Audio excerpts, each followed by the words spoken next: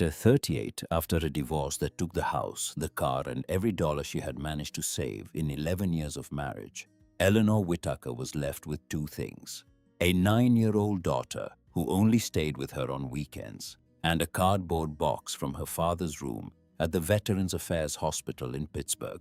Walter Whitaker had died the way he had lived, quietly, without fanfare, without anything to show for 71 years on this earth. Or so everyone thought. Because when Eleanor finally opened his Bible, the same brown leather Bible he had read to her from when she was small, something fell out from the binding. A deed, 47 acres of land in a county she had never heard of, purchased in 1989 for $2,200. And what she found waiting for her on that land was something no one, not even Eleanor herself, could have ever imagined. The apartment above the laundromat smelled like detergent. It always smelled like detergent. No matter how many candles she burned, no matter how many windows she cracked open in the dead of winter, the chemical sweetness of industrial soap had soaked into the walls and the floorboards and the cheap carpet long before Eleanor ever signed the lease. She lived on Birch Street in a studio with a kitchenette barely wider than her shoulders, a bathroom with a shower stall that leaked every time she turned the water on, and a pull-out couch where her daughter Maisie slept on the 2 nights a week the court allowed. The whole building vibrated when the commercial washers downstairs hit their spin cycles, which was most of the day and half the night. The framed photograph of Maisie above the kitchen sink had cracked from the constant tremor, and Eleanor had never bothered to fix it. There were too many other things on the list. She kept the list on the refrigerator. 2 columns written in black marker on the back of an old menu from Maple's Diner. The left column said, "Pay now." The right column said, "Pay when you can." The right column had been longer for 8 months. It had been longer since the day the divorce was finalized, and her ex-husband, Trent Mercer, had walked out of the courthouse with the keys to their old house in his pocket and the deed to her car folded neatly in his briefcase. Eleanor worked mornings at Maple's, a diner on Route 9 with cracked vinyl booths and a kitchen window, where the cooker man everyone simply called Tully slid plates and barked order numbers in a voice that had been ruined by 40 years of cigarettes. She poured coffee. She refilled ketchups, she bussed tables. On a good day, she walked out with $40 in tips folded into the front pocket of her apron. On a bad day, it was closer to 20. At night, she drove 20 minutes east to a fulfillment center off the highway and packed boxes until 2 in the morning. She got home at 2:30. She set her alarm for 6, and she did it all again. On weekends, she had Maisie. Trent had her the other 5 days. That was the arrangement the judge had approved, and Eleanor's lawyer, the one she had found 3 days before the first hearing, because she could not afford anyone better, had not pushed for more. Weekends meant a Saturday morning pickup at Trent's house in the suburbs, and a Sunday evening drop-off. It meant 48 hours where Eleanor could pretend her life still had a shape to it, a shape that included her daughter, and a kitchen table, and a bedtime story, and the sound of a child breathing softly in the dark. She did not talk about the divorce. Not to Darlene at the diner, who had her own ex-husband and her own 3 grown sons who never called. Not to the women at the fulfillment center, who all had their own quiet wars with their own quiet enemies. There was nothing to say that would change the numbers on the refrigerator. There was nothing to say that would put more food on the shelf. Walter Whitaker died on a Tuesday in March. The call came at 6 in the morning. Eleanor was already up, already dressed, already pouring the cheap coffee that came in a yellow can from the dollar store. The phone rang twice. She picked it up. A nurse with a soft voice told her that her father had passed in his sleep during the night. No distress, no pain. She said it the way someone says it when they have made this call 1,000 times before, and they know how to make it land gently. Eleanor thanked her. She hung up the phone.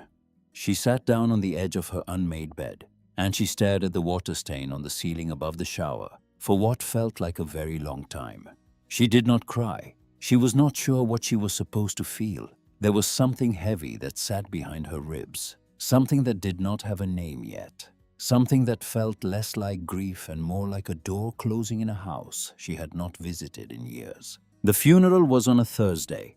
5 people came. Eleanor, Maisie holding her mother's hand and wearing the only black dress she owned, which was actually a navy blue Sunday school dress with a small white collar. A neighbor from her father's apartment building, named Mrs. Eula Pickett, who arrived carrying a casserole dish covered in tin foil and walked slowly because of her hip. The pastor of a church Walter had attended maybe 4 times a year, mostly on Christmas Eve, and a tall, broad-shouldered man in a navy windbreaker who introduced himself as Hank Brennan from the Veterans of Foreign Wars Post 447. Hank shook Eleanor's hand with both of his. His palms were warm and rough as sandpaper. "Your father was a Marine," he said. His voice was low and steady. "Beirut, 1983. He was there when the barracks came down. 241 of our boys did not come home that day. Your father did. He never spoke about it. But he had a Purple Heart in a drawer somewhere. I made sure of it." Eleanor did not know what to say. She had known her father was a Marine. She had seen the framed black and white photograph of him in his dress blues on the wall of his apartment. But she had never known about Beirut. She had never known about the Purple Heart. She had never known about the 241 Marines who had not come home. She nodded. She thanked him. She walked her daughter to a folding chair in the front row. The service lasted 22 minutes. The pastor called Walter a man of few words, a man who had served his country and then served his community without ever asking for thanks. Eleanor stood holding Maisie's small warm hand and listened, and she thought that this was probably the kindest possible summary of her father's 71 years. It was also the shortest. After the service, Mrs. Eula Pickett pressed the casserole dish into Eleanor's hands. Her fingers were thin and cool. "Your father fixed my garbage disposal last September," she said. "I offered to pay him." He shook his head. "He just knocked on my door one Saturday morning with a wrench in his back pocket and said he had noticed the noise through the wall." Eleanor thanked her. She loaded the casserole into the back seat of her car. She drove home. She ate half of it standing at the kitchen counter with a plastic fork, and she put the rest in the refrigerator next to a half-empty jar of pickles. Walter Whitaker had been a groundskeeper for the county parks department. That was his career. 32 years of mowing fields, trimming hedges, repairing irrigation lines, and repainting park benches every spring, whether they needed it or not. He had retired with a small pension. He had moved into a 1-bedroom apartment on the 2nd floor of a brick building near the highway. He had driven a pickup truck that was older than his daughter. He did not travel. He did not eat at restaurants. He did not buy new clothes. On weekends, he had told everyone he went fishing, and nobody, including Eleanor, had ever asked him where. When Eleanor's mother had left, Eleanor was 11 years old. She remembered standing at the kitchen window in the small house on Maple Avenue, watching her mother's silver station wagon back out of the driveway, with 2 suitcases visible through the rear window. Her father had stood behind her with one heavy hand resting on her shoulder. He did not say anything. He did not chase the car. He did not call out her mother's name. He did not break a glass or punch a wall or curse the way other fathers cursed. He just stood there. Until the car turned the corner at the end of the block. And then he had walked into the kitchen. He had pulled out a pot. He had filled it with water from the tap. He had set it on the stove to boil. And he had made spaghetti for the 2 of them. They had eaten it in silence at the small round table by the window. He had washed the dishes, and the next morning, he had gotten up at 5 and gone to work. Eleanor had loved her father. She had also spent most of her adult life quietly, privately, secretly frustrated with him. Frustrated with what he had not done, with what he had not fought for, with the way he had let her mother walk out of their lives without a single word of protest. Frustrated that he had never pushed her toward anything better, never asked the hard questions about Trent Mercer, back when asking them might have actually mattered. Walter had simply existed, quietly, for 71 years. And now he had stopped existing, and the sum total of his estate, as far as anyone could tell, was a cardboard box of personal belongings that fit on the passenger seat of her car. 3 days after the funeral, Eleanor drove to the Veterans Affairs Hospital to collect his things. The nurse who met her in the lobby had kind eyes and a hospital lanyard that read, Adele Northrup. She handed Eleanor a brown cardboard box sealed with one strip of beige medical tape and told her that Walter had been well liked on the ward. "He fixed the cabinet in the break room," Adele said. She smiled just a little. "Nobody asked him to. He just showed up one morning with a screwdriver in his pajama pocket and had the thing done by lunch." Eleanor looked down at the box in her arms. The cardboard was thin. The box was lighter than she had expected. "That sounds like him," she said. "He talked about you," Adele said. Eleanor looked up. "He did. He kept a photograph of you and your daughter on the nightstand. He told me once that you were stronger than you knew. He told me he was proud of you." Eleanor did not know what to say to that. She thanked the nurse. She carried the box out to the parking lot. She set it on the passenger seat, and she sat behind the wheel of her car for a long time before she started the engine. That night, after her shift at the fulfillment center, after she had driven home through the empty pre-dawn streets and climbed the narrow staircase above the laundromat, Eleanor sat down on the floor of the studio apartment with the box positioned between her knees. It was 2 in the morning. The laundromat below was silent for once. The whole building felt unusually still. She opened the flaps of the box. The first thing she pulled out was a pair of reading glasses. Wire frames. The left arm was held on with a strip of black electrical tape that had started to peel at the edges. She set them carefully on the carpet beside her. Next, a flannel shirt, green and brown plaid, soft from years of washing. She held it up to her face and breathed in deeply. It smelled like fresh-cut grass and ivory soap and something faintly sweet she had always associated with her father, but had never been able to name. She folded the shirt carefully and set it on the kitchen counter. A pocket watch was next, heavy in her palm, brass, old. The back was engraved with the letters WJW, and beneath those initials in smaller letters, 2 words, Semper Fi. The crystal was cracked along the top. The hands had stopped at 4:17. She did not know what time of day that was. She did not know what had happened at 4:17.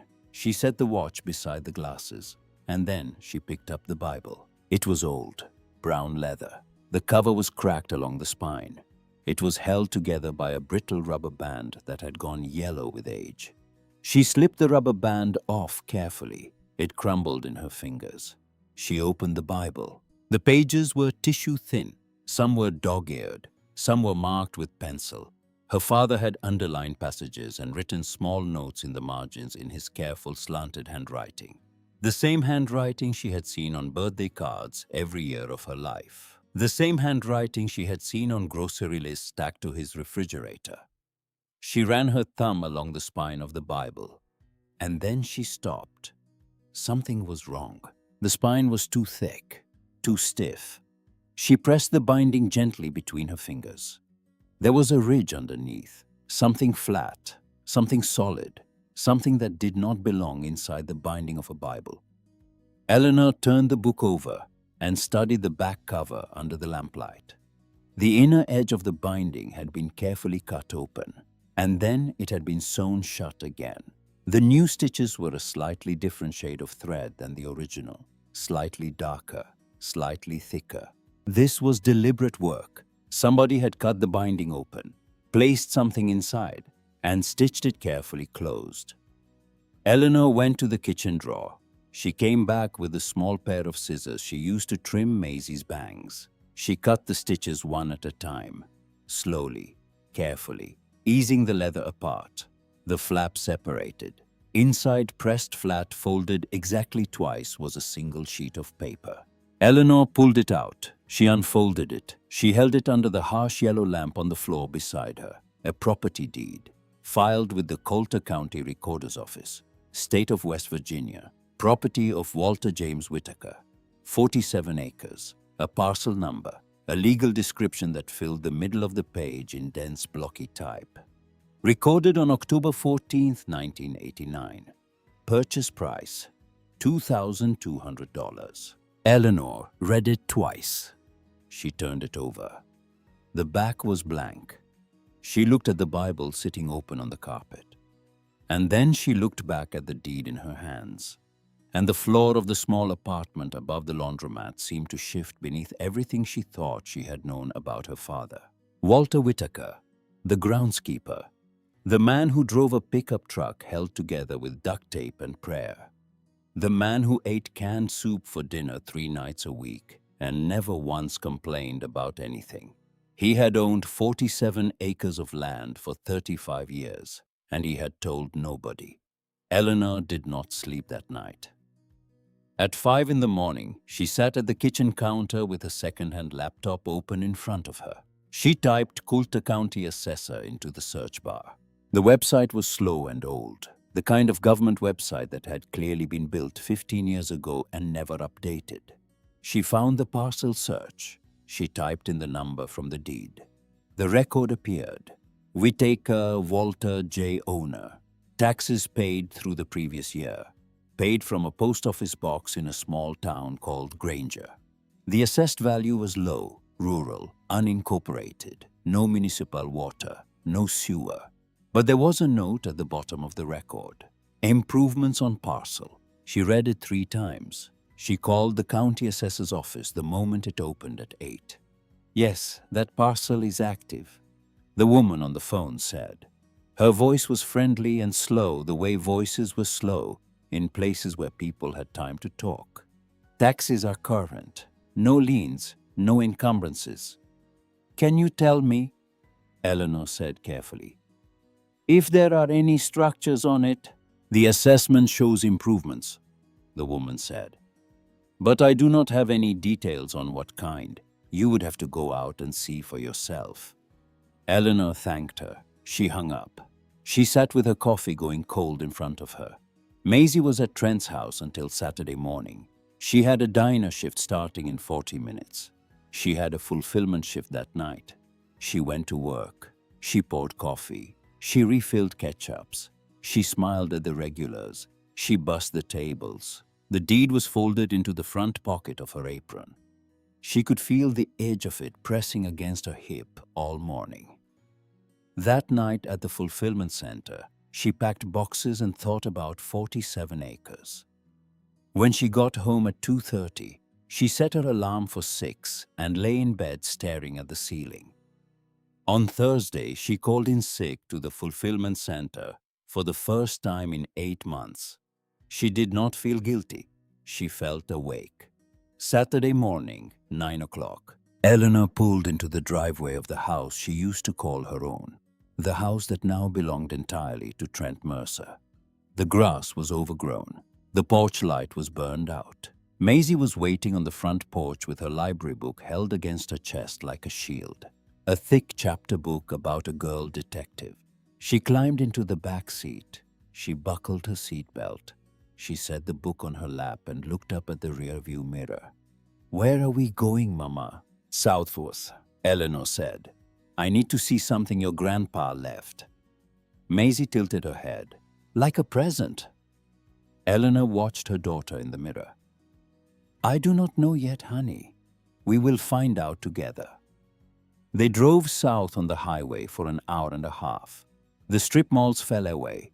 The gas stations grew further apart. The land opened up into rolling fields, into split-rail fences, into red barns set far back from the road. It is pretty out here, Maisie said. Her small face was pressed against the back window. It is. Did Grandpa live out here? I do not think he lived here, Eleanor said. But he owns some land out here. I just found out about it. Maisie was quiet for a long moment. Why did he not tell anyone, Mama? Eleanor glanced at her in the rearview mirror. That, she said, is a very good question. The GPS directed them off the state road and onto a county road that had not been repaved in many years. The asphalt cracked and narrowed.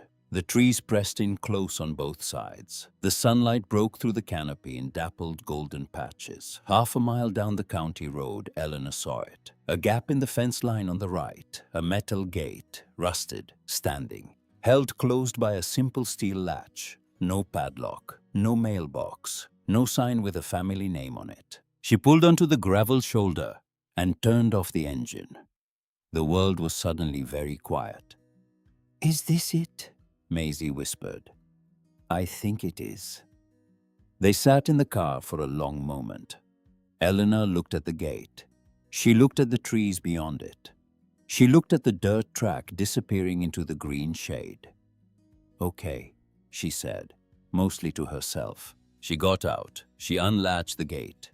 She pushed it open. The hinges groaned in a way that suggested they had not been opened in months. She got back in the car. She drove through. She got out again and closed the gate behind them. The dirt track curved gently between rows of old oak trees. The canopy overhead was dense enough to dim the bright midday sun to something soft and green and almost holy. Gravel popped quietly under her tires. Maisie pressed her face to the window. Her breath made a small fogged circle on the glass. A quarter of a mile in the trees opened up. Eleanor stopped the car. A house stood in a clearing. It was small, single-story. Wood-sided, painted a soft weathered gray. A covered porch ran the full length of the front. The roof was metal. It had gone green in patches over the years. To the right of the house sat a larger structure. A workshop, a barn. Wide double doors on the front closed with a simple padlock.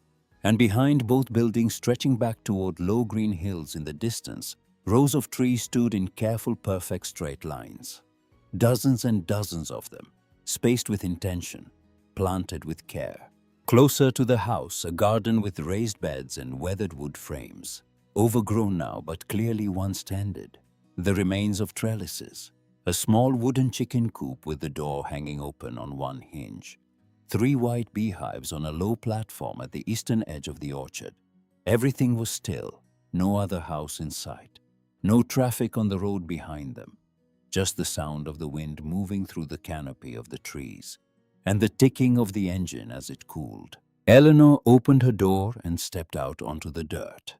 The air smelled like grass and turned soil, and something sweet she could not quite place. Apple blossoms. Maisie stepped out beside her. She held on to her mother's hand. Her eyes moved slowly from the house to the orchard to the workshop, and back to the house again. "Mama," she whispered, "did Grandpa build all of this?" Eleanor looked at the house. She looked at the careful hand-cut wood of the porch railing. She looked at the way the boards of the siding met the corner posts at perfect square sanded angles. She looked at the orchard, at the precise spacing of the trees, at the way the rows ran straight and even all the way to the back of the property. She thought of her father's hands, the calluses she remembered from her childhood, the way he could fix anything, the way he never seemed to need help from anyone for anything. "I do not know, honey," she said quietly. But she was starting to think that she did. Something moved at the tree line. A dog stepped out from between the first row of apple trees. Medium-sized, black and white, the unmistakable markings of a border collie. Alert ears, steady, intelligent eyes that took them in without fear and without aggression. He stood about 40 feet away in the shade of the orchard. His head was slightly tilted. He watched them without making a single sound. "Look, Mama," Maisie said softly. "A dog." "I see him. Stay close to me, honey." They walked slowly toward the house. The dog did not move. He did not bark. He simply watched. The porch steps were solid under Eleanor's weight. No creak, no give. The railing was smooth sanded by hand, sealed with something that still held its finish after what must have been many years. She ran her fingers along the top rail and felt the care in it. This was not hurried work. This was someone who had measured twice and sanded 3 times. The front door was not locked. She turned the knob. She pushed it open. The air inside was cool and still. A thin coat of dust covered every surface, but the dust lay on order. On purpose. On a room that had been left waiting. The main room had a black wood stove against one wall, a single armchair beside it. Floor-to-ceiling shelves built into both side walls clearly meant for books. The shelves were empty, waiting. The kitchen was small, a cast-iron sink, a 2-burner propane stove, a long counter made from a single wide plank of wood, sanded smooth and sealed until it almost glowed under the layer of dust. A bedroom through a doorway on the left. A bed frame built from the same wood as the shelves. A mattress still wrapped in its factory plastic. A nightstand with a single drawer. The window above the bed faced east out toward the orchard. Every single thing in the house was handmade. Eleanor could see it in the joints, in the slight, beautiful imperfections at the corners where hand tools had done the work of machines. This was not a contractor's build. This was one man with saws and planes and chisels and sandpaper. And years and years and years. Maybe 700 square feet total. A place for one person, or for 2 people who did not need much. A place built slowly, piece by piece, by someone who cared more about getting it right than about getting it done. And then she saw it. The table in the kitchen, square, made from the same wood as the counter. One single wooden chair tucked carefully underneath. And on the table, perfectly centered, perfectly placed, a white envelope. Her name was written across the front in pencil. Eleanor. Walter's handwriting, small, precise, slanting gently to the right. She would have known that handwriting anywhere. Eleanor picked up the envelope. The paper was heavy. She could feel something inside, something solid, something metallic. A key. Maisie was standing in the doorway behind her. She was looking at the empty shelves, at the wood stove, at the soft yellow light coming through the kitchen window. "Mama?" she said quietly. "What is it?" Eleanor looked down at the envelope in her hands, her father's handwriting, her name, in a house she had never known existed, on a farm nobody had ever once mentioned. 2 hours from the apartment where she packed boxes at night and poured coffee in the morning, and pretended that everything was fine. She slid her thumb under the sealed flap. The flap tore softly along the fold. She reached inside. Her fingers closed around a small brass key with a round head and a simple cut, and around a single folded sheet of paper. She set the key carefully on the kitchen table. She unfolded the paper. She read it standing there at her father's kitchen table in the soft afternoon light, while her 9-year-old daughter watched silently from the doorway, and a black and white dog watched silently from the edge of the orchard. The letter was short. The handwriting was careful. It was her father. It was his voice. For the first time in her life, it was his voice speaking directly to her. And as Eleanor read those first words, she felt something deep inside her chest begin to shift. Something heavy, something old, something that had been locked away since she was 11 years old and had stood at a kitchen window and watched a silver station wagon disappear around a corner. The wind moved gently through the apple trees outside. The dog watched. Maisie waited. And Eleanor stood at her father's table in her father's kitchen, in a house her father had built with his own 2 hands, holding a letter that would change everything she thought she had ever known about the quietest man she had ever loved. Eleanor's hands trembled as she held the paper. The letter was not long. It was maybe 2 paragraphs. But every word of it landed on her like a small, careful stone dropped into still water. Eleanor, if you are reading this, then I am gone. And you found what I hid in the binding. I am sorry I could not tell you in person. I tried to start that conversation 100 times over the years. I never got past the first sentence. This property is yours. Everything I built here is for you and for Maisie. The key opens the workshop. Start there. There are other letters around the place. You will find them when you are ready. I numbered them so you would know the order. This one does not have a number because it is not part of the set. This is just me saying, I am sorry I was the kind of father who built things instead of saying things. I hope what I built is enough. Dad. Eleanor read it once. Then she read it a second time. The second time, her vision blurred slightly at the corners. She folded the letter carefully. She put it in the back pocket of her jeans. She picked up the brass key from the kitchen table. It was heavier than it looked. She turned to her daughter. "Come on, honey," she said. "Let's go see the workshop." They walked out of the small wooden house and across the dirt yard together. The black and white dog had moved closer while they were inside. He was now sitting only about 30 feet from the porch steps. His ears forward, his eyes following them with quiet, careful attention. Maisie raised one small hand in a slow wave. The dog did not move, but his tail shifted once against the dirt. The workshop was larger than the house. It sat about 40 feet to the right, set slightly back with its wide double doors facing the orchard. A heavy padlock hung from the latch. The metal was sun-faded, but the lock itself looked sturdy. Eleanor slid the brass key into the lock. It turned on the first try. She pulled the lock free. She lifted the latch. She pushed open the heavy double doors.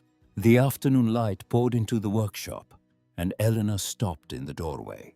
The workshop was deep, maybe 30 feet from front to back. A workbench ran the entire length of the back wall, polished smooth from decades of use. Above it, on a pegboard that covered the wall from floor to ceiling, hand tools hung in perfect order. Hand saws, wood planes, chisels with worn wooden handles, clamps of every imaginable size, levels, squares, mallets. Each tool had its own carefully painted outline on the pegboard, so that the right tool always returned to the right place. But the tools were not what stopped Eleanor in the doorway. The floor of the workshop was filled with furniture. A long dining table with clean straight lines and gently tapered legs. 2 matching benches.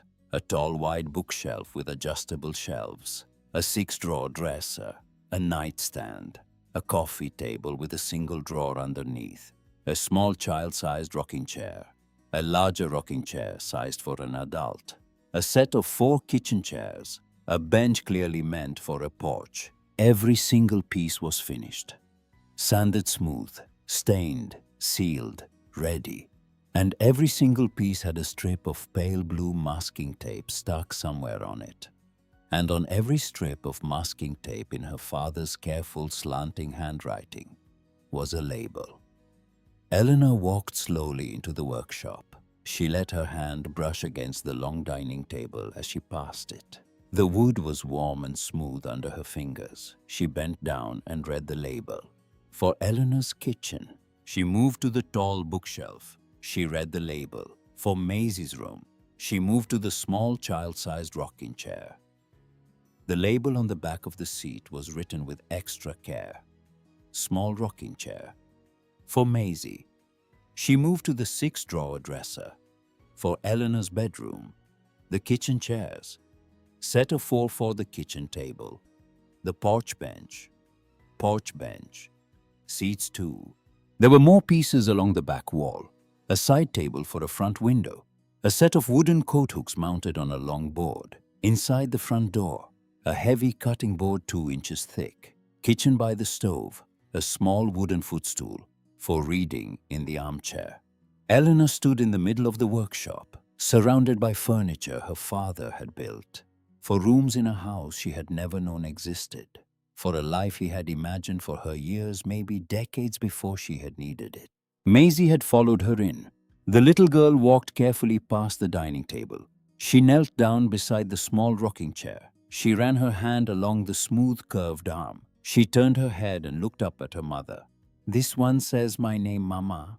I know, honey. Grandpa made this." "He did." Maisie carefully sat down in the small rocking chair. The chair rocked smoothly, perfectly balanced on its curved runners. She looked up at Eleanor with an expression that was half wonder and half something quieter, something careful, something almost adult. "He must have been working on all of this for a really long time, Mama." Eleanor could not answer that. She nodded. She kept her hand on the dining table to steady herself. She breathed. Outside, the sound of gravel crunching under tires. An engine. Eleanor stepped to the open workshop door and looked out. An old blue pickup truck was coming slowly up the dirt track between the oaks. The black and white dog had stood up. He had moved to the far side of the yard. He was now sitting upright, alert, watching the truck approach. Not alarmed, not afraid, just watching, as if the truck was something he recognized. The truck pulled to a careful stop in the yard. An older man got out. He was tall, lean, white hair under a faded cap that read Coulter Feed and Seed. He wore a faded work shirt and well-worn boots. He moved with the careful, unhurried steadiness of a man whose body had been strong for a very long time and was now negotiating gently with age. Maybe 78, maybe a little older. He saw Eleanor standing in the workshop doorway, and he stopped. He took off his cap. He held it in both hands. He looked at her for a long moment. His face was weathered and lined, and absolutely unreadable. "Help you," he said. "I'm Eleanor Whitaker," she said. "Walter's daughter." The old man's face changed. It was not surprise. Not exactly. It was something else. Something more like a question he had been quietly carrying around with him for many years had finally been answered. "Walter's girl," he said quietly, almost to himself. He put his cap back on his head. "I'm Silas Crowe. I live up the road about a quarter mile. I have been keeping an eye on the place since Walter stopped coming." "You knew my father," Eleanor said. 30 years of Saturday morning coffee," Silas said. "Yes, ma'am, I did." Eleanor stepped slowly out of the workshop and into the yard. "He came here every weekend. Every weekend I can remember. He would pull in Friday night, sometimes early Saturday morning. We would have coffee on my porch around 8. Then he would work all day Saturday, most of Sunday, planting, building, repairing, whatever needed doing that week. He would drive home Sunday evening. He never missed a weekend in 30 years, give or take." Silas looked around the property. He pointed his chin toward the orchard. "I moved out here in 1990. Walter was already here. The house was about half built. The first apple trees were in the ground, maybe 10 or 12 of them. He had been at it for about a year by that point." Maisie came out of the workshop. She stood next to her mother. She held on to Eleanor's hand. Silas looked down at her. "This your girl? This is Maisie." Silas nodded slowly. He looked at Maisie for a long moment. "You have got your grandpa's eyes," he said. Maisie studied him carefully. "Did you really know my grandpa?" "I did. Everyone keeps telling me he was quiet." Silas smiled. It was a small, private smile. The smile of a man remembering something specific. "Well, he was, but quiet does not mean empty. Your grandpa said more with a fence post and a hammer than most men say in a year." Eleanor looked out at the orchard. The rows of apple trees stretched back into the soft afternoon light. The leaves shifted gently in the breeze. "Could you show me around?" she asked. "I would be glad to." They walked the property together. Silas knew it as well as he knew his own. He had watched Walter build it piece by piece across 3 decades. And he narrated the tour the way a man narrates the history of a place that mattered to him. The orchard came first. 84 trees, Silas said. Walter planted 3 or 4 every year. The oldest ones are tall now. He pointed out the varieties as they walked between the rows. Winesaps along the south row. Arkansas blacks on the west side. Newtown pippins running through the center. He grafted a few himself. Combined rootstock from one variety with fruiting wood from another. Taught himself how to do it out of a library book. Practiced on scrap branches first. The first few grafts did not take. He kept at it. By the 3rd year, he was running about a 90% success rate. "He never mentioned any of this to me," Eleanor said. Silas was quiet for a long moment. He looked at the trees. "Walter did not mention much of anything to anyone," he said. "That was his way. I learned early on not to ask him personal questions. He would answer if he wanted to. Most of the time he did not." The beehives were next. 3 white painted boxes on a low wooden platform near the eastern edge of the orchard. Silas had been tending them since Walter had gone into the VA hospital 18 months ago. "I am no real beekeeper," he said.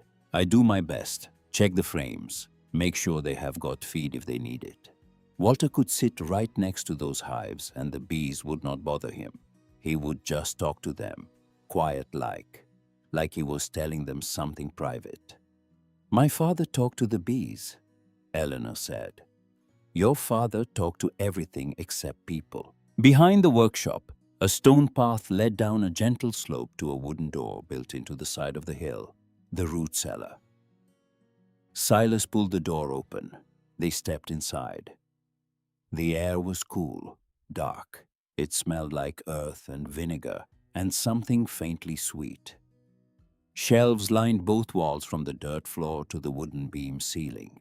Mason jars filled every shelf, jar after jar after jar.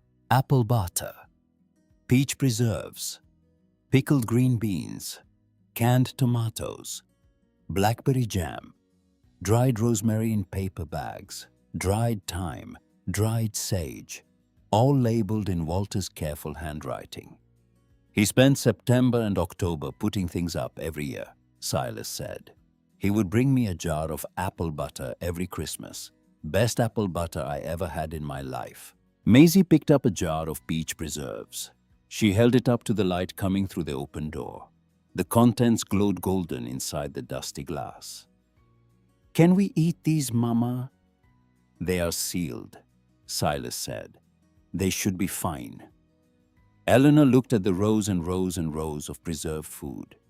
A man making sure there would be enough. A man stocking a kitchen for someone.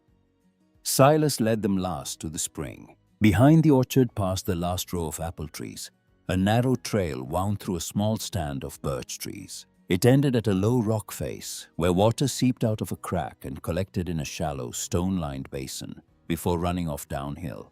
"Clean water," Silas said. Walter had it tested every couple of years, never failed a single test. He ran a gravity-fed water line all the way from here down to the house. Simple setup, but it works. They stood by the spring for a long moment. Eleanor could hear the water trickling softly over the rocks. A bird called somewhere in the birches above them. "Silas," she said. The old man looked at her.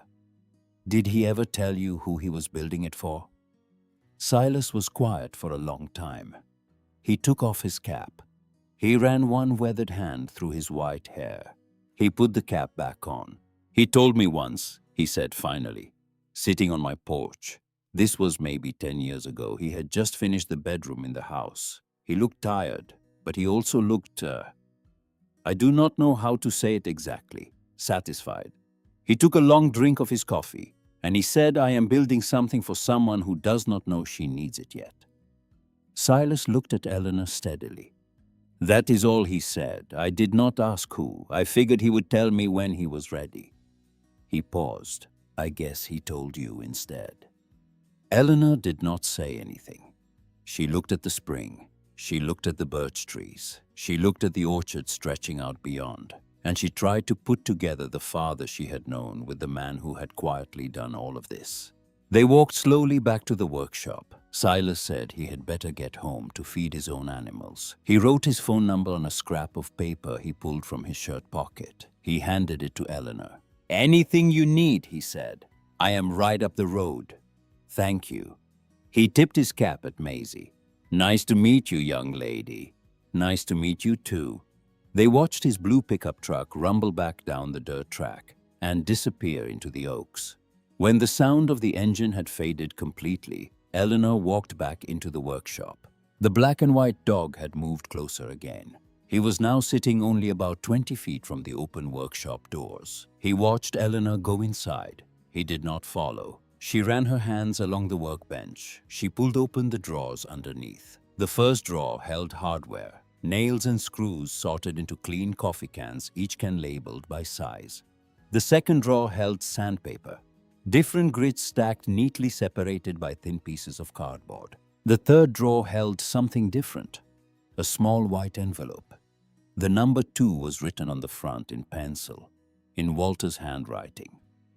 Eleanor picked it up. She sat down on the cool concrete floor of the workshop with her back against the workbench. The dog watched her from the open doorway. She opened the envelope. Eleanor, if you found this one, that means you have been going through the drawers, which means you are curious, which means you are starting to understand what this place is. Good. This drawer has the important things. The wood planes need to be oiled twice a year. Use the linseed oil in the metal can under the bench, not the tongue oil. The tongue oil is for finishing. The chisels are sharp. Do not use them without the gloves in the top drawer. The hand saw on the right side of the pegboard is the good one. The other one pulls slightly to the left. I keep meaning to fix it. I probably never will now. Now, the part I really wanted to say. You were the strongest person I knew, even when you were 11 years old and refused to cry when your mother left. You stood at that window and you did not make a sound. I wanted to tell you it was okay to cry. I tried. The words would not come out. They never did. The important ones. I am sorry for that. I spent my whole life not being able to say what I meant to say to the people I wanted to say it to. So I built things instead. I hope you will understand someday that they were the same thing. The words and the wood, they were the same thing. Dad. Eleanor sat on the workshop floor and read the letter twice. Outside in the yard, Maisie was crouched in the grass near the dog. She was holding her small hand out, palm up. She was talking to him in a low, gentle voice. The dog was sitting very still. His nose was twitching, considering. Eleanor folded the letter carefully. She put it in her back pocket with the first one. She looked around at the furniture in the workshop, the dining table, the bookshelf, the child's rocking chair. She looked at the masking tape labels, each one in her father's careful handwriting, each one addressed to a room in a house he had built for a daughter who had not known he was building it. She pressed her hands against the smooth concrete floor. She let out a long breath she had not known she had been holding. They left at 4 o'clock. Maisie fell asleep in the back seat before they had even reached the highway. Eleanor drove home in silence. She did not turn on the radio. She did not want any noise. She wanted to sit with what she had seen, with what she had read, with what Silas Crowe had told her. 30 years, every weekend. Coffee with Silas at 8 in the morning. Work until dark, drive home Sunday night. Do it again the next week. She thought about all the Saturdays she had assumed her father was off somewhere fishing. All the Sundays she had called him on the phone and he had said he was just getting back a little tired. She had always thought he meant tired from sitting on the bank of some quiet river with a fishing rod across his knees. He had meant tired from building a house, from planting an orchard, from carrying lumber and pouring concrete and grafting apple trees, using a technique he had taught himself out of a library book. Back at the apartment above the laundromat, Eleanor carried her sleeping daughter inside and laid her gently on the pull-out couch. She covered her with a thin blanket. She stood there for a long moment, looking down at Maisie's face. She walked into the small kitchen. She took both letters out of her back pocket. She laid them flat on the counter, side by side. She read them again under the harsh yellow light. She put the brass key on the counter between the two letters. The next Saturday, Eleanor was up before dawn. She packed the car in the gray light before sunrise. Work gloves she had bought at the dollar store. Her oldest jeans. A flannel shirt of her father's that she had pulled out of the cardboard box. A bucket, sponges, a spray bottle of cleaner, a roll of garbage bags, a small cooler with sandwiches and juice boxes for Maisie. She picked Maisie up at 9. This time, Maisie was already waiting on Trent Mercer's front porch. She was wearing rain boots. She had her backpack. She had packed a change of clothes and a granola bar. "Are we going to the farm?" Maisie asked before Eleanor's car had even fully stopped. "We are going to the farm." Maisie grinned. She climbed into the back seat and buckled her belt and opened her backpack to inventory her supplies one more time. Eleanor pulled out of Trent's driveway and turned the car south. She was not visiting this time. She was starting. They pulled through the rusted gate at 11 o'clock. The dog was waiting in the yard for them. He stood near the porch steps with his ears forward and his tail held low, not wagging, but not tucked either, watching. When Eleanor got out of the car, he took 2 careful steps toward her. He stopped. Maisie crouched down right away. "Hey, boy!" The dog looked at her. He looked at Eleanor. He sat down right where he was, waiting. "He's thinking about it, Mama. We just have to give him time." They spent that first working Saturday cleaning the small wooden house. Eleanor swept every room. She wiped down the empty shelves. She scrubbed the kitchen counter and the cast-iron sink. Maisie carried the small rocking chair in from the workshop one slow step at a time and placed it carefully by the front window in the main room. Together, they wrestled the long dining table through the front door of the house. Walter's faded blue masking tape label was still stuck to the underside. Eleanor set it carefully in the center of the kitchen. She ran her hand across the smooth surface. Smooth, solid, real. Silas Crowe came by around 3 with a glass jar of dark honey from the hives. "Figured you would want to try it," he said, holding it out to her. He stepped onto the porch. He looked through the open front door at the long table now standing in the kitchen and at the small rocking chair sitting in the front window. He nodded once. "Starting to look like a home," he said quietly. By the second weekend, they had a routine. Arrive at 11, coffee on the porch with whatever Eleanor had brought in her thermos. Walk through the orchard. Check the beehives from a respectful distance. Work until 4. Drive home. Silas stopped by most Saturdays. He would sit on the porch in one of the old chairs while Eleanor painted shutters or repaired a hinge or weeded the garden beds. He would talk about the property the way a man talks about a place he has watched grow up. He told her which fence post Walter had set into the ground first. He showed her the stone path to the root cellar that Walter had laid one long summer, carrying each flat stone by hand from a creek bed nearly half a mile away. He pointed out the small letter W that Walter had carved into the doorframe of the workshop, and beneath it in tiny, careful numbers the date, 1991. "What was he like?" Eleanor asked one Saturday. They were sitting on the porch. Maisie was out in the orchard trying patiently to get the dog to follow her. The dog was following her, but at a careful distance of about 15 feet, which was progress. Silas thought about it for a long time. "Steady," he said finally. He was the steadiest man I ever knew. He never rushed anything. If a board was not right, he would pull it out and start over. If a tree did not take, he would plant another one in its place and water it every week until it did. I never once saw him angry.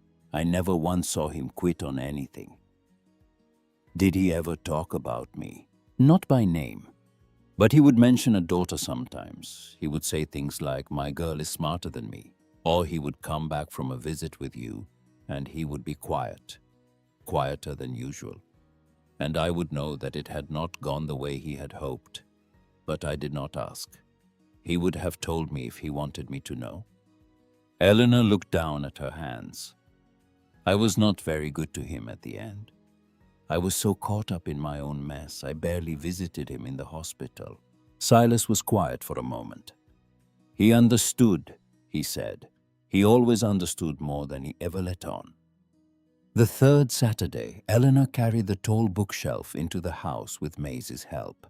They set it carefully against the wall in the bedroom, and Maisie announced with the calm authority of a 9-year-old who had made up her mind that this was now her room, at least on weekends. She began organizing the shelf with items she had brought from her backpack: a notebook, 2 colored pencils, a small flashlight, and a pine cone she had picked up earlier that morning from the floor of the orchard. The dog had gotten closer. He now sat on the porch steps while they worked inside the house. And when Maisie came out, he would stand up. His tail would move in small, careful arcs. He still would not let either of them touch him. But he was there. Every Saturday when they pulled through the gate, he was there. It was the 5th weekend when Eleanor found the next letter. She was down in the root cellar rotating the mason jars the way Silas had shown her. Oldest in the front, newest in the back. She moved a row of canned tomatoes from the bottom shelf, and she saw the envelope. It was tucked against the back wall of the shelf behind the jars. White, dust-covered. The number 3 was written on the front in pencil. She wiped the dust off carefully. She opened it standing right there in the cool dark of the root cellar, with the jar of tomatoes still in her other hand. Eleanor, if you have made it all the way to the root cellar, you are taking this seriously. Good. The preserves on the top shelf are the oldest. Start with those. The peach preserves from 2 summers ago are the best I have ever put up. Eat them on toast. You will see what I mean. Now, the part you are not going to want to hear. I know about Trent. I have known for a while. I saw it at Maisie's birthday party 3 years ago. He corrected you in front of his mother in the kitchen. You went very quiet after that. I recognized it because I had seen the same look in your mother's eyes before she left. Except she was the one doing it, and I was the one going quiet. I should have said something to you then, I know that. But you would not have listened. You were still trying to make it work. And if I had pushed, it would have driven you further from me, not closer. So I kept quiet, and I kept building. It is the only thing I know how to do. I am sorry, Eleanor. I should have been braver. But I want you to know that I saw you. I always saw you. Dad.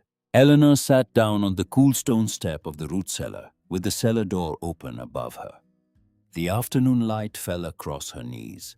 She read the letter once. She read it twice. She read it a 3rd time. He had known. He had known about Trent. He had known for years. And the weight of that knowing. The weight of the quietest man in her life, having been the one paying the most attention all along, settled into her chest like something old and heavy, and finally beginning to make sense. Outside the root cellar, somewhere across the yard, she could hear her daughter laughing softly, and the soft answering shuffle of a dog's paws moving through the grass. Eleanor told Darlene about it the following Monday at the diner. It was early, before the breakfast rush. Eleanor was refilling salt shakers along the counter. Darlene was behind the register doing the morning paperwork with a pencil tucked behind one ear. My father left me a farm, Eleanor said. Darlene looked up over her reading glasses. A farm. 47 acres. He built a house on it. He planted an orchard. He had been working on it for 30 years. He never told a single person in our family. Darlene set her pencil down on the counter. She was a woman who did not feel the need to fill silence with noise. It was one of the things Eleanor had always quietly liked about her. Walter, she said. Walter. The quietest people, Darlene said, build the loudest things. My own father was the same way. He never once told you what he was thinking. He would just show up one day with a finished room on the back of the house. And then he expected the rest of us to figure out what it meant. She looked at Eleanor. Is it a good farm? It is a beautiful farm. Then go be on it. Eleanor smiled. The smile felt strange on her face. It is complicated. The custody arrangement, my job's here, everything. Everything good is complicated, honey. That does not mean it is not still good. The 6th weekend, Maisie named the dog. They were sitting on the front porch of the small wooden house after lunch. Eleanor was sanding the arm of one of the kitchen chairs that had roughened over the years. Maisie was reading her library book. The dog was on the porch with them for the very first time. Not in their laps, not being petted, just lying there near the top step, his chin resting on his paws, his eyes half closed. Maisie put her book down. I want to call him Ranger, she said. Eleanor looked at the dog. He raised his eyes when Maisie spoke. He did not lift his head. Ranger, Eleanor said, because he is scouting the property, making sure everything is all right. That is what he does, Mama. He checks on things. He does. Ranger, Maisie said again. this time to the dog directly. He looked at her. His tail moved once against the wooden porch boards. "I think he likes it, Mama." After that, the dog was Ranger. He started following them closer. By the 7th weekend, he let Maisie scratch behind his soft black ears. By the 8th, he was sleeping at Eleanor's feet while she worked on the porch, one ear always cocked toward the orchard. Eleanor found the next letter taped to the underside of the nightstand drawer in the bedroom. It was shorter than the others, mostly practical. Instructions on how to light the wood stove, what kind of firewood burned cleanest, where Walter had stacked a cord of seasoned oak behind the workshop. And then at the bottom of the page in slightly smaller writing, "The bedroom window faces east. I built it that way on purpose. The first light hits the orchard. I wanted you to be able to see the trees every morning." Trent Mercer noticed. It started at the custody exchanges. Eleanor was different. She knew she was different. She stood straighter. She spoke more clearly. She did not flinch when his tone shifted into the version of his voice she had once spent years trying to manage. Something had changed in the set of her shoulders, in the way she held her chin, and Trent saw it. The way Trent always saw things, as information, as data to be sorted and used. "You seem good," he said one Sunday evening at the door when she had come to drop Maisie off. It was not a compliment. It was an inventory. "I am good," Eleanor said. "Maisie told me you have been driving somewhere on Saturdays, a farm." Eleanor kept her face still. "My father left some property in his estate. I have been taking care of it." "Walter left property?" His voice was flat. "I did not know Walter had property." "Neither did I." Trent leaned against the doorframe. He had a way of leaning that made it look casual, but was not casual at all. "Where is it?" "South." "South where?" "It does not concern the custody arrangement, Trent." Something flickered behind his eyes. He was not used to Eleanor drawing lines. For 11 years she had not drawn any. "If it is property," he said carefully, "it concerns the settlement. My father bought it in 1989. It was never part of our marriage. It is not part of our settlement." He looked at her for a long moment, and then he smiled. It was the professional smile, the one he used with his clients, the one he used right before he explained to someone why the deal they did not want was actually the deal they wanted. "We should probably talk about this." "There is nothing to talk about."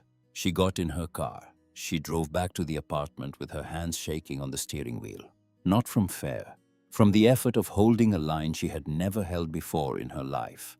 The next Saturday, she pulled through the rusted gate at 11 o'clock and saw Ranger waiting on the porch. Maisie ran to him. Ranger stood and pressed against her leg. She laughed and rubbed his soft ears with both hands. Eleanor unloaded the car. Work gloves, paint for the porch shutters, a new thermos, sandwiches.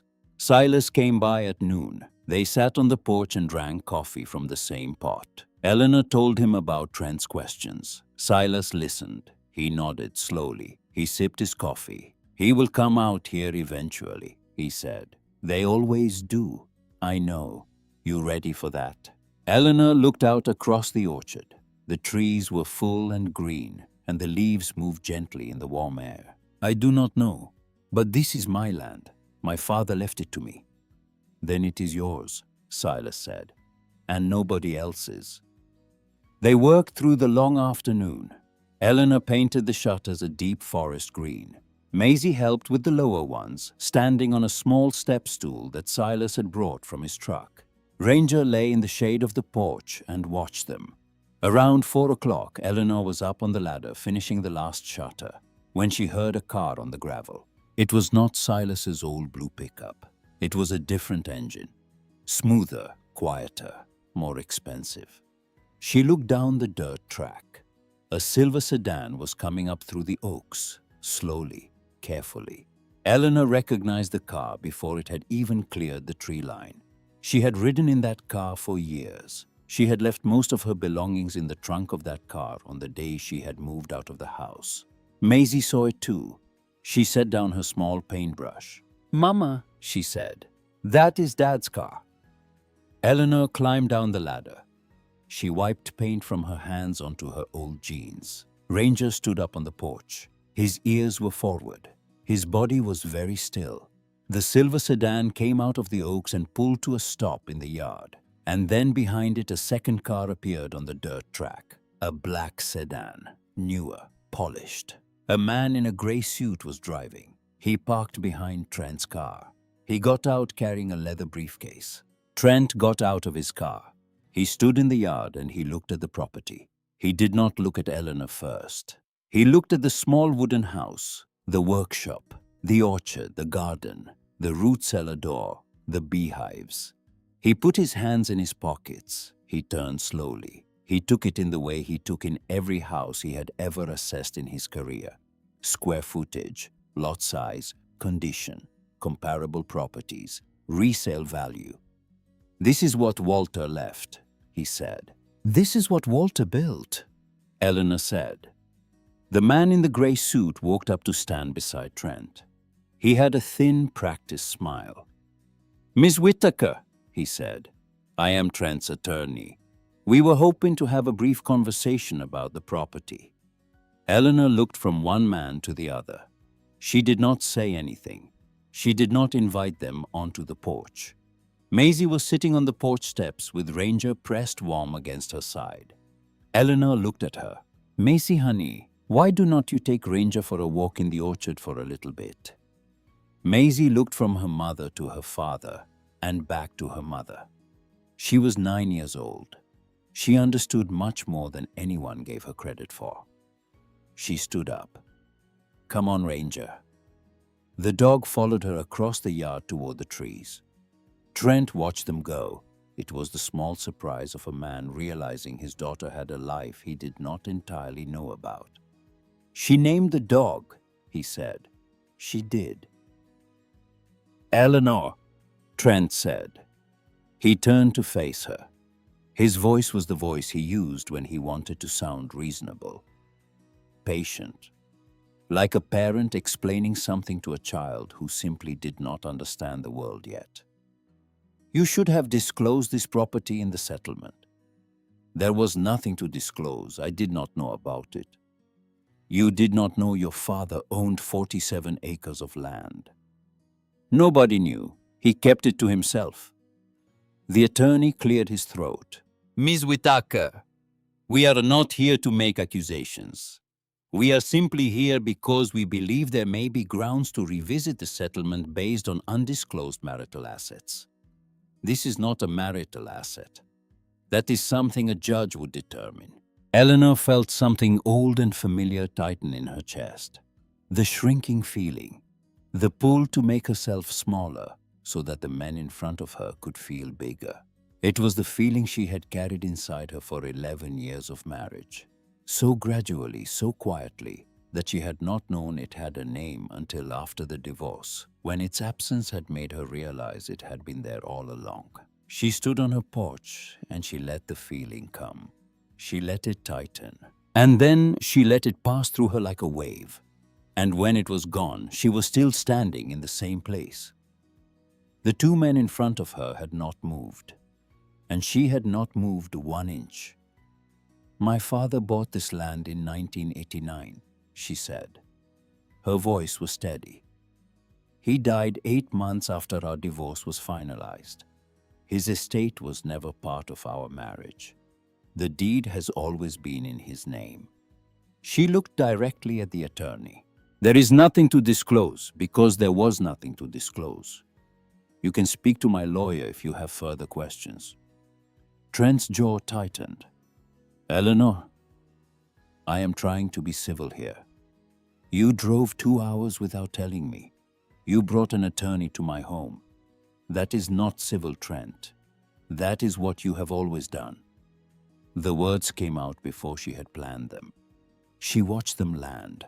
The reasonable mask slipped on Trent's face for just a moment. And what was underneath was not anger exactly. It was something smaller.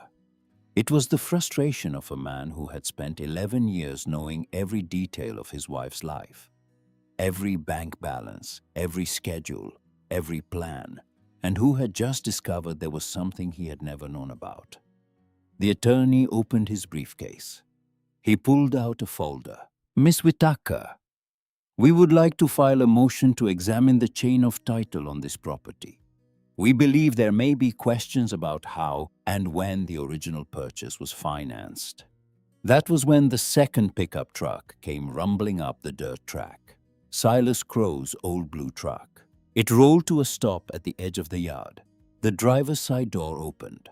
Silas stepped out. He was carrying a thick brown manila accordion folder under one arm. The folder was held together with two heavy rubber bands. He walked across the yard without hurrying. He stopped beside Eleanor. He took off his coulter feed and seed cap. He held it in one weathered hand. He looked at Trent. He looked at the attorney. "Gentlemen," he said. His voice was calm and even. "My name is Silas Crowe. I have been Walter Whitaker's neighbor on this road for going on 35 years. I have a few documents here that I imagine will save us all a great deal of time." He set the folder down on the small painted table at the edge of the porch. He undid the rubber bands. He opened the folder. "The original recorded deed," he said, "dated October 1989, with the notarized signature. The original bill of sale, filed with the county. Property tax payment records for every year from 1990 to last year. Receipts from the feed store, the hardware store, the lumber yard, all in Walter's name. All paid in cash from his groundskeeper paycheck." He turned to the last sheet in the folder. "And this," he said, "is a notarized affidavit signed by me last spring, after Walter went into the hospital. He asked me to put it together. He said he wanted a record, in case anyone ever came asking." The attorney picked up the affidavit. He started to read it. Silas looked directly at Trent. His pale blue eyes were perfectly steady. His voice did not rise. Walter Whitaker was a Marine. He served in Beirut in 1983. He came home when 241 of his brothers did not. He never talked about it. He never once talked about it. But every weekend for 30 years that man drove 2 hours out here. And he built this house with his own 2 hands. He poured the foundation. He framed the walls. He hung the doors. He planted every single one of those 84 apple trees. He did it alone, mostly. I helped him sometimes, but mostly he did it alone. Silas paused. He took a slow breath. He left his daughter a life, not a fortune, a life. And if you think you are going to take that away from her, you had better come back here with more than a folder and an opinion. Because I have got 50 years of paper. I have got a notarized statement, and I have got every receipt that man ever signed. And I will spend every dollar I have making sure that what Walter built stays with the person he built it for. The attorney was still reading the affidavit. His face had gone carefully blank in the way that lawyers' faces went blank when they realized the situation had changed. He closed the folder. He handed it back to Silas. He turned to Trent. "Mr. Mercer, may I speak with you for a moment? Privately." The 2 men walked a short distance away. They stood near the silver sedan. They spoke in low voices for almost 2 full minutes. When they came back, the attorney was carrying his briefcase against his chest. "Miss Whitaker," he said, "we will not be pursuing this matter further. Thank you for your time." He got in the black sedan. He started the engine. He backed slowly down the dirt track. Trent stood in the yard for a moment longer. He did not look at Eleanor. He got in his silver sedan. He drove down the dirt track. He disappeared into the oaks. Eleanor stood on the porch. Silas stood beside her. Neither of them spoke. Out at the edge of the orchard, Maisie was crouched in the grass. Ranger was lying beside her. She was telling him something in a low, gentle voice. Silas put his cap back on his head. "Walter wanted you to have this place," he said. nobody else. Eleanor's eyes were wet. She did not wipe them. "Thank you, Silas. He was my friend." That was all he said. She found the longest letter that night. She was cleaning behind the tall bookshelf in the bedroom. She felt the envelope taped against the back panel. She peeled it off carefully. She sat down on the edge of the bed. She opened it. It was 2 full pages, both sides. Walter's handwriting got smaller toward the bottom of each page so that he could fit everything in. "Eleanor, this is the letter I have been putting off the longest. I bought this land the year after you were born. Your mother was already unhappy. I did not know how to fix her. I did not know how to fix myself. The only thing I knew how to do was build. So I bought 47 acres with money I had saved from before the service. I drove out here every weekend. I started. I told myself it was for the family, a place we would come to together someday. But your mother left, and it was just you and me. And I kept building anyway. I told myself it was for you, for someday. Then you married Trent. I sat in the back row at your reception. I watched him. His hand was on your elbow, not guiding, steering. I knew that grip because I had felt it. Different person, different direction, same pressure. I went home that night. I looked at this place, and someday became soon. I finished the house that fall. I planted 20 more trees. I stocked the root cellar for the first time. I tried to say something to you. I rehearsed it driving home on Sunday nights. I had whole speeches worked out in my head. But on Monday morning, I would call you, and I would hear your voice. And you sounded like you were trying so hard to make it work. And I would lose my nerve every single time. I could not fight what was happening to you. I could not find the words. But I could keep building, and I could make sure you had somewhere to land. That is what this place is. Not a farm, not a project. It is the only thing I had instead of the words I could not say. I saw you, Eleanor. I always saw you. I was not going to let you fall, even if you had to fall first before you found this place. I love you. I should have said it every single day. Dad. Eleanor sat on the bed, in the room her father had built, with the window he had positioned to face the orchard. She held the letter in both hands, and she cried. She cried for the first time since she was 11 years old, since she had stood at a kitchen window and watched a silver station wagon disappear around a corner. She cried for Walter, for the man she had thought was empty and silent and absent. The man who had spent 3 decades quietly building the answer to a question she had not even known how to ask. She cried for all the Sundays she had been too busy or too tired or too caught up in Trent's world to call him. For the birthday she had sent a card instead of driving the 40 minutes to his apartment. For the last time she had visited him at the VA hospital, when he had been thin and quiet in the hospital bed, and she had sat in the chair beside him, and they had watched the silent television together, and neither of them had said a single thing that mattered. She cried until she was done. Then she wiped her face with the back of her hand. She folded the letter. She put it carefully with the others in the nightstand drawer.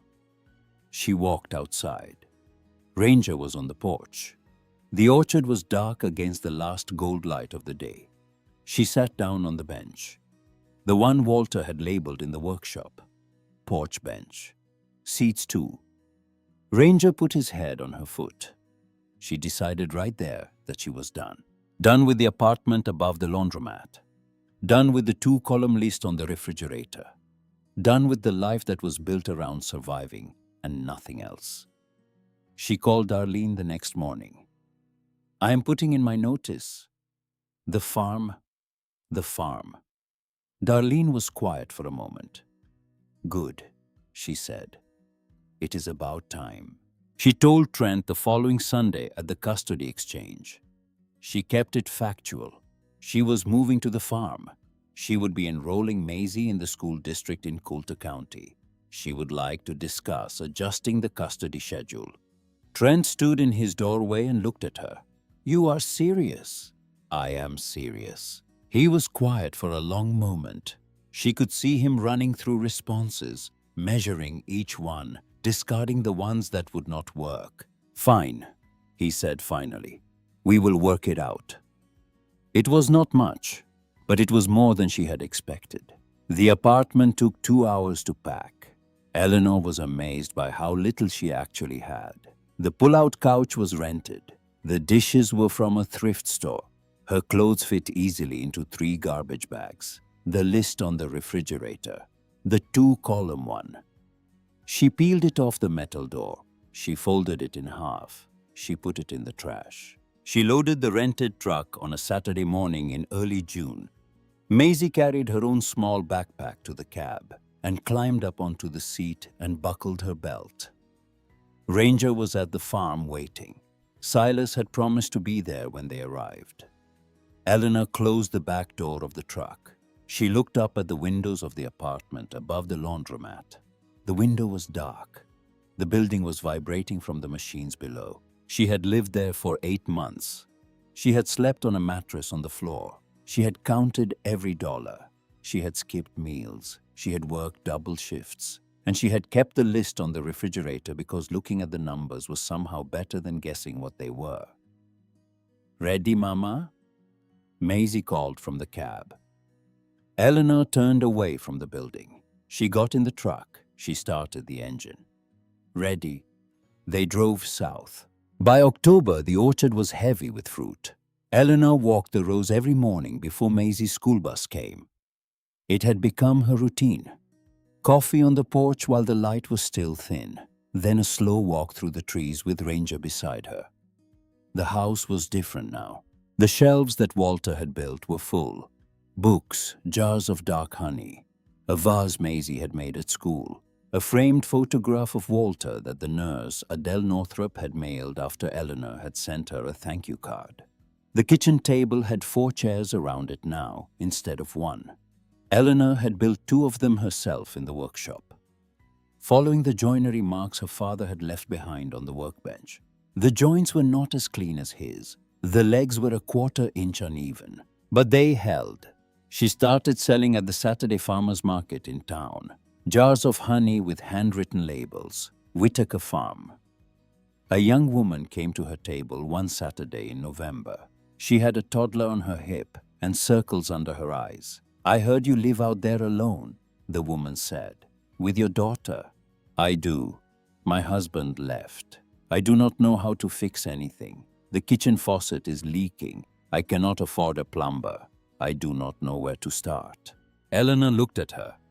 She saw it. The same look she had worn herself in the apartment above the laundromat. Not despair, something worse.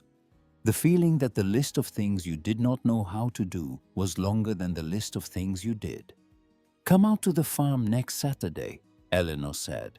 "I will show you." The woman came. She brought a friend. By December, there were 8 women coming most Saturdays. Eleanor called them workshops, but they were really just mornings on the farm where women learned things they needed to know. How to tighten a faucet, how to start a garden from seed, how to sharpen a kitchen knife, how to read a property deed. A full year had passed since they had moved in. It was September again. She was checking the oldest wine sap, reaching up to test the firmness of a cluster near the top of one of the older trees. Her hand brushed a knot in the trunk, a natural hollow about the size of a fist. She felt something inside, something plastic. She pulled out a small Ziploc bag, inside the bag an envelope, the number 7 on the front. She sat down at the base of the tree. Ranger lay down beside her. She opened the envelope. "Eleanor, you found them all. That means you know every corner of this place. It belongs to you now, and it knows you belong to it. I do not have any instructions this time. You do not need them anymore. I want to tell you something I should have said in person. I love you, Eleanor. I always did. I loved you when you were a baby. I loved you when your mother left, and you stood at that window, and you did not make a sound. I loved you every Sunday night when I drove home from this farm, tired and sore, knowing that everything I had built that weekend was one more piece of a place you would never have to earn, or explain, or defend. I loved you. And I did not say it enough. I did not say it ever, really. Not the way it needed to be said. I hope the trees say it for me. They will be here longer than words. Every fall when the apples come in, that is me telling you. Every spring when the blossoms open, that is me telling you again. This is not my farm anymore. It is yours. Take care of the bees. Keep the root cellar stocked. Oil the planes twice a year. Linseed, not tung. And be happy, Eleanor. You have earned it. Love, Dad. Eleanor sat under the apple tree with the letter in her lap. Ranger pressed his nose against her hand. Above her, the branches were full and heavy. The September light came through the leaves in soft golden pieces. She was not crying. She was just still. Still in a way she had not been in years, maybe ever. Saturday morning, December. The first frost lay on the grass. Silas Crowe sat on the porch with his coffee. Ranger lay between their two chairs. Maisie was inside drawing at the kitchen table. I want to tell you something, Silas said. Go ahead. The day Walter first came to see this property, I remember it. 1989, fall. I was out fixing my fence line. I saw a truck pull off the road. A young man got out, maybe 36, flannel shirt, work boots. He walked through the gate and up the track. He stood right about where your car is parked now. Eleanor looked at the spot. He did not move. For 10 minutes he stood there. He did not walk around. He did not poke at anything. He just stood still and looked at the trees, at the hills, at the field, like he was listening to something nobody else could hear. What did he say? Silas took a slow sip of his coffee. He said 2 words. He said, "This is it." That night, Maisie was asleep. The house was quiet. Eleanor sat on the porch in the cold with a heavy blanket around her shoulders. Walter's old brown Bible was in her lap. Ranger was at her feet. His breath was fogging in the air. The orchard was silver in the moonlight. The bare branches held their shape against the dark sky. She opened the Bible to the place where the deed had been hidden. The torn binding, the cut thread, the gap in the leather where a folded piece of paper had waited for her for 35 years. She ran her fingers along the rough edge where she had cut the stitching that night on the floor of the apartment. With the laundromat finally quiet below her, when the whole world had felt very small, the world did not feel small anymore. She closed the Bible. She set it gently on the porch railing beside her cooling coffee. Ranger shifted. He pressed his warm weight against her ankle. From the orchard, the only sound was the wind moving through the bare branches. Steady, low. She sat and listened to it, the way you listen to someone who has finally said everything they needed to say.